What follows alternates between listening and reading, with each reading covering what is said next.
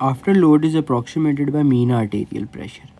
अब हमारे हार्ट ने जब सिस्टमिक सर्कुलेशन में ब्लड को पंप करना होता है तो सिस्टमिक सर्कुलेशन की एक ख़ास रेजिस्टेंस होती है।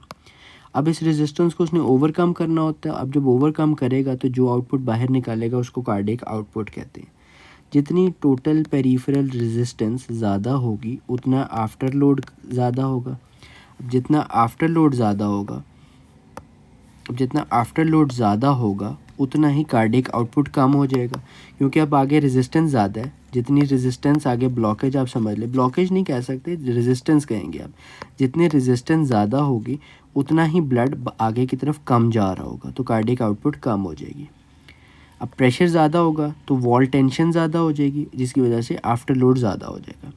अब अगर आफ्टर लोड कॉन्स्टेंटली ज़्यादा रह रहा है तो लेफ़्ट वेंट्रिकल इसको कॉम्पनसेट करने के लिए वॉल थिकनेस को बढ़ा देगा।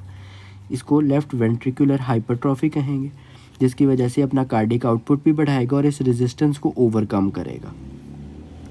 आर्टीरियल वेजोडाइलेटर जिसमें हाइड्रोलाजीन है, ये हमारा आफ्टर लोड को कम करता है।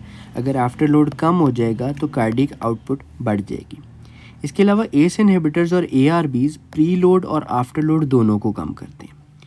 क्रॉनिक हाइपरटेंशन के अंदर मीन आर्टेरियल प्रेशर कॉन्स्टेंटली ज़्यादा रहता है, जिसकी वजह से लेफ़्ट वेंट्रिकुलर हाइपरट्रॉफी हो जाती है।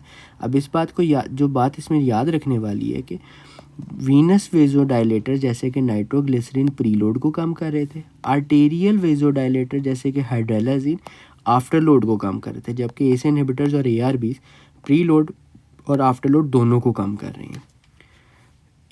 आर्टेरियल वेजोडाइलेटर्स के अंदर A है, हाइड्रोलाजीन के अंदर भी A है और आफ्टर लोड के अंदर भी A है। तो ये निमोनिक आप इसको याद रखेंगे कि आफ्टर लोड के लिए कौन सी ड्रग यूज़ होती है, प्री लोड के लिए कौन सी ड्रग यूज़ होती है, और अगर दोनों आपने कम करने हैं तो कौन सी ड्रग